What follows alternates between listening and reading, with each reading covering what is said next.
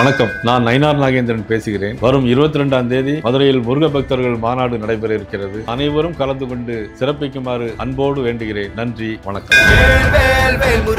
June மாசம் 11ஆம் தேதி 12ஆம் தேதி NSA நேஷனல் செக்யூரிட்டி அட்வைசர் திரு அஜித் தோவல் அவர்கள் மகாராஷ்டிராவுக்கு பயணம். அங்க போயிட்டு மகாராஷ்டிரா சீஃப் மினிஸ்டர் தேவேந்திர பட்னவிஸ ராஜ்பவன்ல சந்திச்சிருக்காங்க. பல விதமான எக்ஸ்சேஞ்ச் பரிமாற்றங்கள்லாம் நடந்திருக்கு. குறிப்பா NSA அதுவும் அஜித் தோவல் நேரடியா போய் ஒரு சீஃப் மினிஸ்டர் சந்திக்கிறாரு, நேரடியா போறாரு ஒரு இடத்துக்கு அப்படின்னா அது மிக முக்கியத்துவம் வாய்ந்ததாகத்தான் இருக்கும். இது வரைக்கும் அப்படிதான் இருந்திருக்கு. ஸோ அப்படித்தான் நம்மளும் எடுத்துக்கணும். அவர் அங்க விசிட் பண்ண உடனே மகாராஷ்டிரா முதலமைச்சர் தேவேந்திர பட்னவிஸ தோவல் சார் பார்த்த உடனே பத்திரிகைகள்ல செய்திகள் வர ஆரம்பிச்சு. என்ன, அவருக்கு 80 வயதாகிவிட்டது, வயது மூப்பின் காரணமாக அவர் பணி ஓய்வு பெறவர். ஆனா அவருடைய காலகட்டத்துல இந்தியாவுக்கு அவர் மிகப்பெரிய பங்காற்றிருக்காரு. அவரால் மிகப்பெரிய நன்மைகள்லாம் இந்தியாவுக்கு வந்திருக்கு. மிகச்சிறந்த ஒரு உளவாளி அப்படிங்கிற மாதிரி எல்லாம். மோதிக்கு அவர் ரொம்ப பெட்டு. அதனால மோதி அவர் கண்டிப்பா ஏதாவது உதவி செய்யணும். அவருடைய பங்களிப்பு இந்த இந்திய பாரத நாட்டுக்கு அளித்துள்ள பங்களிப்புக்காக பிரதி உபகாரமா ஏதாவது செய்யணும், அவரை கௌரவிக்கணும் அப்படிங்கறதெல்லாம் யோசிச்சு மகாராஷ்டிராவுக்கு அவரை கவர்னராக போட போறாங்க.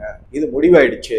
அதனாலதான் அவர் மகாராஷ்டிரா சீஃப் மினிஸ்டர் தேவேந்திர பட்னவிஸ சந்திச்சிருக்காரு. எனக்கு என்னடா இப்படி பேசுறாங்க, அனுபவம் மிக்க பத்திரிகையாளர்கள் எந்த ஒரு மாநிலத்துக்குமே கவர்னரை அப்பாயிண்ட் பண்ணது மத்திய அரசு அப்படின்னாக்க பதவியில் அமர்த்துறாங்கன்னா அதை யாரு கவர்னர்ல போட போறாங்களோ அவரு போய் அந்த மாநில முதலமைச்சர் கிட்ட பர்மிஷன் வாங்குற மாதிரி பேசிட்டு வருவாரு. இது நடைமுறையில நடந்ததும் கிடையாது, சாத்தியமும் கிடையாது. இது எப்படி இது மாதிரி இவங்க பேசுறாங்க அப்படின்னு எனக்கு ஒரு சந்தேகம் இருந்துகிட்டே இருந்தது. 14ஆம் தேதி அதற்கான விடை கிடைச்சிருக்கு. ஏன்னா பார்த்தோம்னா 2 இடத்துல municipal corporation, Brihan Mumbai municipal corporation ஒரு இடத்துலயும், தானா முனிசிபல் கார்பரேஷன் இன்னொரு இடத்துலயும் நடவடிக்கையை எடுத்திருக்காங்க. அஜித் தோவல் சும்மா ஒன்றும் போயிடல. ஓஹோ, இதுதான் பின்புலம் போல இருக்கு. இந்த பத்திரிகையாளர்கள் அவர் கவர்னரா வருவாரு போவாரு அதெல்லாம் அது இருக்கலாம். ஒருவேளை நான் மறுக்கவும் இல்லை. ஏன்னா அவருக்கு வயதாயிடுச்சு. அதனால அவருக்கு ஒரு பங்களிப்பு அவர் செஞ்சிருக்காரு நிறைய. அதுக்கான சரியான கௌரவம் கொடுக்கணும் அப்படின்னு சொல்லிட்டு மோடி செஞ்சிருக்கலாம். அது ஒரு பக்கம் இருக்கு. அதை விட்டுட்டு இப்ப இந்த இடத்துக்கு முதல் இடம் எது அப்படின்னு மான்கூட் அப்படிங்கிற ஒரு இடம். இது மும்பையில இருக்கக்கூடிய ஒரு புறநகர் பகுதி. இந்த மான்கூட் எப்படி லொகேட் ஆயிருக்குன்னு நல்லா கவனிங்க. 2 முக்கியமான லொகேஷன் அந்த இடத்த மான்ல. ஒண்ணு நவி மும்பை, அதாவது மும்பை ஒரு தீவுங்க, ஒரு 7 தீவுகளால் ஆனதுதான். அந்த மான்கூட் அப்படிங்கிற இடம் ஒரு தீவுல இருக்கு. அந்த தீவை கனெக்ட் பண்றது எல்லாமே பேக் வாட்டர், கடல் போறதுதான். அங்க ஒரு மிகப்பெரிய பாலம் கட்டி அதுதான் வாஷி அப்படிங்கிறத கனெக்ட் பண்ணும். அந்த வாஷி தான் நவி மும்பை. அதுதான் மெயின் லேண்ட். மகாராஷ்டிராவுக்கு அந்த மும்பைக்கு வெளியில இருக்கு. அது எல்லாமே நவி மும்பை அப்படின்னு. வாஷி, நெருல், இந்த மாதிரி பல இடங்கள்லாம் இருக்கு. பன்வேல், இதெல்லாம் நவி மும்பை. அந்த வாஷியிலிருந்து மும்பைக்கான என்ட்ரி பாயிண்ட்ல இந்த மான்கூடு புறநகர் பகுதி இருக்கு. First point. ஏதாவது ஒண்ணு ஆச்சு அப்படின்னா மும்பையில் உள்ள வர வேண்டிய நுழைவாயில் மாதிரி இருக்கிறத அப்படியே தடுத்துருவாங்க. அது ஒரு மிகப்பெரிய இடம். அதாவது ஒரு ஸ்ட்ராட்டஜிக் லொகேஷன். இது ஆச்சுங்களா. இதை விட இன்னொரு முக்கியமான இடம் இந்த மான்கூடு இருக்கு இல்லைங்களா, அதனுடைய ஒரு பகுதியா 1 கிலோமீட்டர் தூரத்துல என்ன இருக்குன்னு பாத்தீங்கன்னா பாபா அட்டாமிக் ரிசர்ச் சென்டர் இருக்கு. BRC அணு சார்ந்த பலவிதமான ஆராய்ச்சிகள் எல்லாமே ஒரு மலைப்பகுதியில இருக்கு.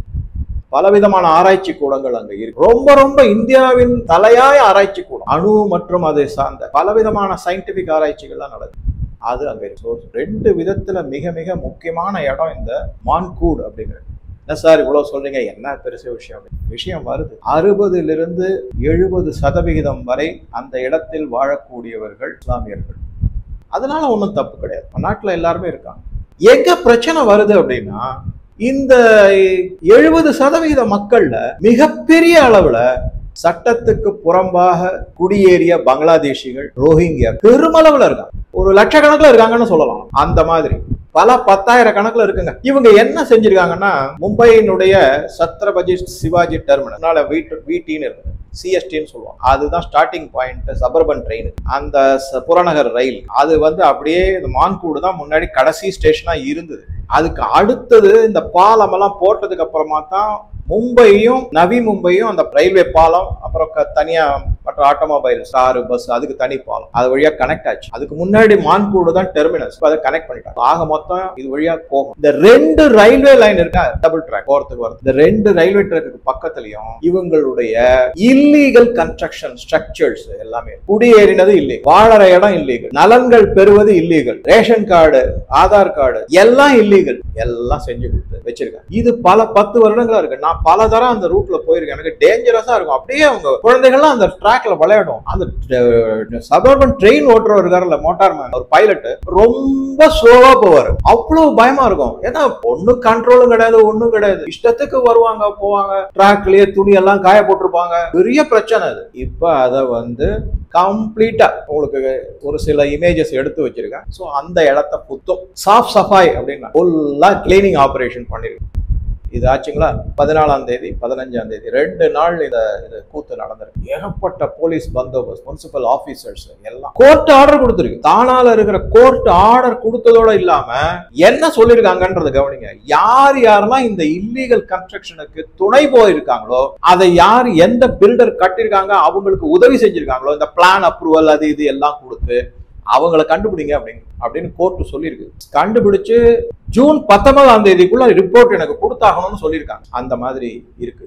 சரி, இது மான்கூடு ஏரியா ரொம்ப ரொம்ப ஸ்ட்ராட்டஜிக் சிச்சுவேஷன். இந்த மாதிரி ஒரு அடுத்தது எங்க அப்படின்னா மும்ப்ரா அப்படிங்கிற ஒரு இடம். இந்த மும்ப்ரா அப்படிங்கிற இடம் வந்து தானாவுக்கு அடுத்த ஸ்டேஷன். கல்வா வரும், அதுக்கு அடுத்த ஸ்டேஷன். ஓகேங்களா? தானா தான் இது மும்பையினுடைய பார்டர் மாதிரி வச்சுக்கலாம். அதுக்கு அடுத்தது போனீங்கன்னா அந்த திருப்பியும் அந்த கிரீக் வரும், பேக் வாட்டர், அது கடல் வந்துடும். அதுல பாலம் தாண்டி போகும். கல்வா அப்படின்னு ஒரு இடம் வரும். அந்த கல்வாவுக்கு அடுத்தது வந்து இந்த மும்ப்ரா. இந்த மும்ப்ரா வந்து பல காலத்துக்கு முன்னாடி, பல 10 ஆண்டுகளுக்கு முன்னாடியே கலவரங்கள், இதெல்லாம் சமூக கலவரங்கள்லாம் நடந்த போது சிறுபான்மையருக்கு இடம் ஒதுக்கப்பட்டு அங்க கொண்டு போய் அவங்க குடியமர்த்தினாங்க. என்னன்னா நீங்க பாத்தீங்கன்னா அந்த ட்ரெயின் ட்ராக் போகுது இல்ல, 2 சைடும் மலைப்பாங்கா இருக்கும். இவங்க எப்படிதான் இருக்காங்களோ தெரியும். அது ஆனா அங்கேயும் கிட்டத்தட்ட 80% அங்க இருப்பவங்க வந்து இஸ்லாமியர். இந்த மும்ப்ரா அப்படிங்கிற இடம், அதுவும் வந்து தானாவுக்கு ஒரு என்ட்ரி பாயிண்ட். இந்த மும்ப்ராவை பத்தி பேசும்போது நீங்க பல பத்திரிகை செய்திகளை படிச்சிருக்கலாம். மினி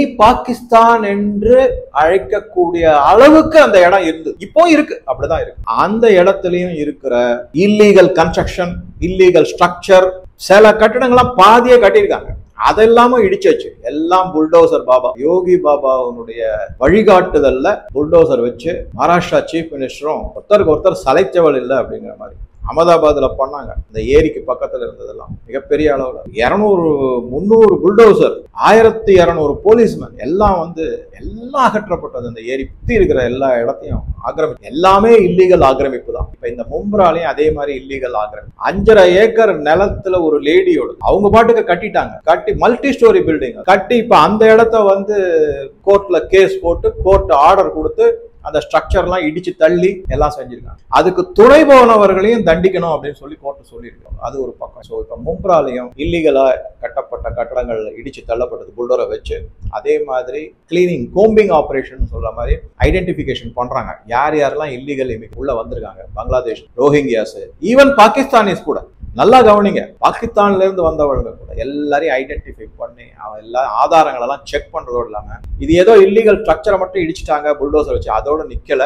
அந்த மாதிரி ஐடென்டிஃபை பண்ணி இந்திய குடிமகன் இல்லாதவர்களுக்கு எல்லாரையும் வெளியேற்றத்துக்கான நடவடிக்கையும் தீவிரமா எடுத்து பாத்தீங்கன்னாக்க இதை ஸ்டெப் பை ஸ்டெப்பா எடுக்கிறாங்க. இந்த ட்ரம்ப் எடுத்தன் கவுத்தன்னு பண்ணாருங்களா லாஸ் ஏஞ்சலிஸ் அண்ட் கலிபோர்னியால, அந்த மாதிரி கிடையாது. Step by step. இன்னைக்கு இங்க ஒரு 200 பேர், நாளைக்கு வேற எங்கேயாவது உத்தரப்பிரதேஷ்ல ஒரு சிட்டியில, இப்படி கொஞ்சம் கொஞ்சமா நடவடிக்கைகள் எடுத்து கொண்டு வரப்பட்டிருக்குதான். இது வந்து ஒரு மிக மிக முக்கியமான செய்தி. அஜித் தோவல் அவர் பாட்டுக்கு கிளம்பி டெல்லிக்கு போயிட்டாரு, சொல்ல வேண்டியதை சொல்லிட்டாரு. எப்பா இதெல்லாம் ஜாக்கிரதை, ஏன்னா ஏற்கனவே படுகாவ் அப்படிங்கிற ஒரு இடத்துல ரெய்டெல்லாம் நடந்தது. 22 இடத்துல ரெய்டு நடந்து பல பேரை அரெஸ்ட் பண்ணியிருக்காங்க. பல விதமான பொருட்கள் அதெல்லாம் எடுத்திருக்காங்க. தகாத பொருட்கள் எல்லாமே கிடைச்சிருக்கு. அது தவிர பரப்புரை செய்யப்பட்டது கம்ப்யூட்டர், லேப்டாப், எல்லாத்துலயும் மொபைல்ஸ், சிம் கார்டு எல்லாம், அதாவது பாதுகாப்புத்துறை, போலீஸும் சரி, சிபிஆர்எஃப் சேர்ந்து எல்லாத்தையும் எடுத்திருக்காங்க. என்ஐஏ வேற அதுல இறங்கியிருக்காங்க. அதையும் குறிப்பா சொல்லியே ஆகணும் இந்த இடத்துல. அதை தவிர என்ன பண்ணிருக்காங்கன்னா, நம்ம போன வீடியோல நான் சொல்லியிருந்தேன், இந்த படுகாங்கிற இடத்துல வந்து ட்ரோன்ஸ் எல்லாமே கண்டுபிடிச்சு எடுத்திருக்காங்க. மிகப்பெரிய ஆபத்து காத்திருக்கு அப்படிங்கிறது. ஸோ இப்போ வந்து அஜித் தோவல் போயிருக்கிறது என்னை பொறுத்த வரைக்கும் பிஏஆர்சி பாபா அட்டாமிக் ரிசர்ச் சென்டருக்கு ஏதோ ஒரு விதத்துல ஆபத்தை உணர்ந்து அதற்கான முன்னெடுப்புகளை செய்யறதுக்காகத்தான் அவரு மகாராஷ்டிரா முதலமைச்சர் தேவேந்திர பட்னவிஸை போய் பார்த்துட்டு எல்லாம் செஞ்சிருக்காரு அப்படின்னு எனக்கு படுது. உங்க கருத்துக்களை பதிவிடவும். நன்றி, வணக்கம்.